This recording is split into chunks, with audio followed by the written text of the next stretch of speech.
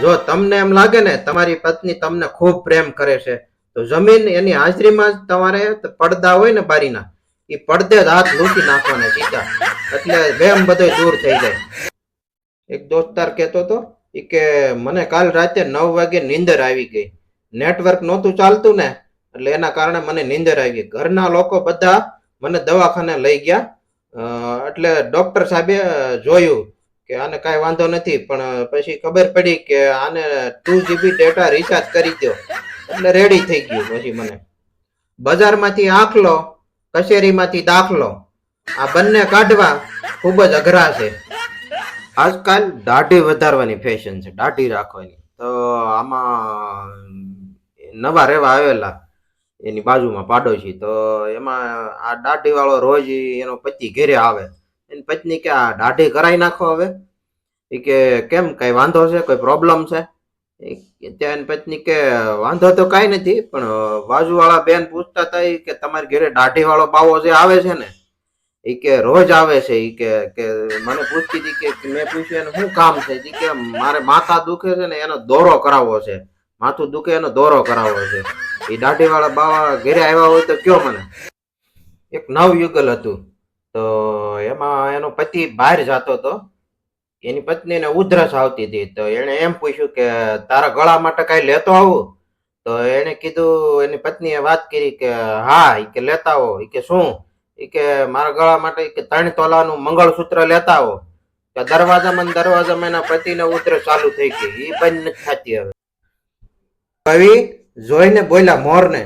એ કે કવિ મોરને જોઈને બોલ્યા કે મોર તું ઉડી જાય જાનવડીના દેશમાં.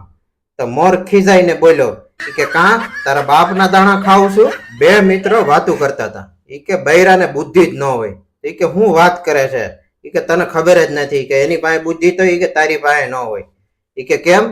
એ કે એને એ કે એવું કર્યું. એ કે તમે એ કે હું ક્યાં હારી છું એમ કરીને અડધો કલાક, એ કે 1 કલાક જેવું એ કે મારી પાસે એના વખાણ કરાવ્યા, અને તું એમ કહેશો કે એની પાસે બુદ્ધિ ન હોય.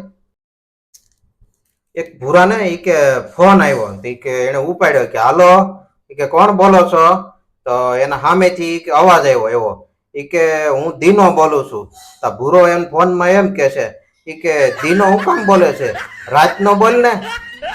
માસ્તર સાહેબના લગ્ન હતા, તો એ લગ્નમાં એને કંકોત્રી છપાવી. કંકોત્રીમાં એને લખ્યું હતું કે લગ્નમાં એ કે લખ્યું હતું કે 1 કલાકની રિસેસ છે, જેમણે નોંધ લેવી કે બધાએ પોતપોતાના ઘરે જમીને પાછું પરત આવવું. લગ્ન પરણ્યા પછી વિદ્યાર્થી જ લાગે છે, કારણ કે એની પત્ની ને એમ થાય કે એની માં શીખવાડે છે, એની માને એમ થાય કે એની પત્ની જ શીખવાડે છે.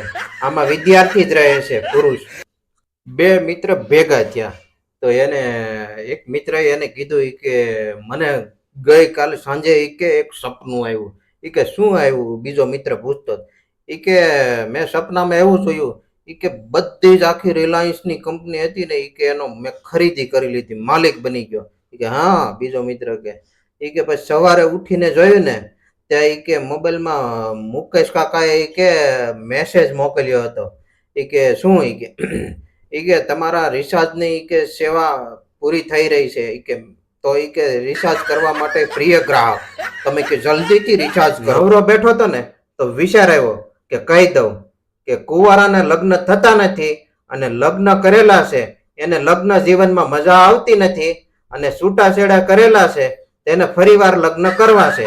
આમાં કોને મજા નથી આવતી, એ ખુશ છે એ ખબર નથી. જો પત્નીને બહાર ફરવા જવાનું કહો ને તો 1 અઠવાડિયું સામાન પેક કરતા થાય, અને જો ઝઘડો થયો હોય ને તો 1 જ કલાકમાં સામાન પેક થઈ જાય, પણ જવાનું નામ જ ન લે.